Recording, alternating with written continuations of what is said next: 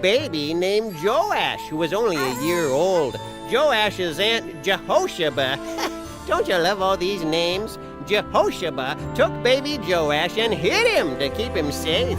When he was 7 years old, the chief priest made Joash the king, and evil Queen Athaliah was put to death for her crimes.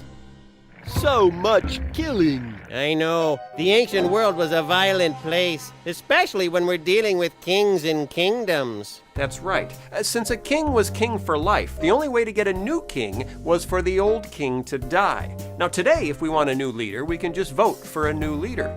But throughout most of history, and even today in many parts of the world, the only way to get a new leader is for the old leader to die. I like our system, that whole voting thing. As do I. All the killing in 1st and 2nd Kings was not a part of God's plan. God wanted one godly king to lead to another godly king. But sin has a way. We know of messing up a good story. Thanks to God's protection and a very brave aunt, Joash goes on to be a good king for Judah, and the Davidic covenant survives. Yay! So Judah has good kings from then on? Not entirely, no. They were better than Israel's kings up north, but some of them still ignored God and bowed down to idols. After Joash came Amaziah. He was pretty good. Then came Azariah, and then Jotham, both pretty good. Next came Ahaz, who did not follow God. Then came Hezekiah, who was the best king of Judah maybe since King David. But his son Manasseh was a terrible king, the worst king Judah ever had. His son Amon was bad too. Amon's son Josiah, though, was a great king who followed God and tried to get all of Judah to follow God again. Josiah was followed by Jehoahaz, Jehoiakim, Jehoiakim, and finally Zedekiah, who was a governor, not a real king. None of these guys followed God.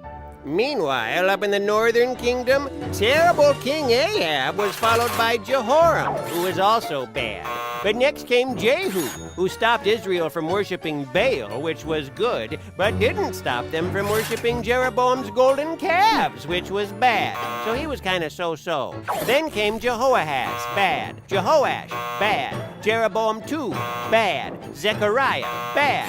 Shallum was only king for a month before someone killed him, so he didn't really have time to be good or bad. He was killed by Menahem, who became the next king. Don't tell me. Was he bad too? Yep, bad. Then came Pekahiah, bad.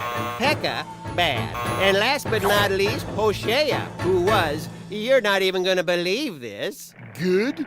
Nope, bad. Oh, she tricked me with a head fake. She's a sneaky one. Hey, Captain Pete, would you like to sing a song now? What? Me? Sure! 39 kings for Israel and Judah. 39 kings, mostly nasty, mean, and rude. 39 kings with a lousy attitude. They just won't follow God. 39 kings ignoring God's instruction. 39 kings bring about their own destruction. 39 kings need a reintroduction to the laws they got from God. Hey! Thanks! That was fun! Don't mention it. So what were God's prophets doing during all this time? They kept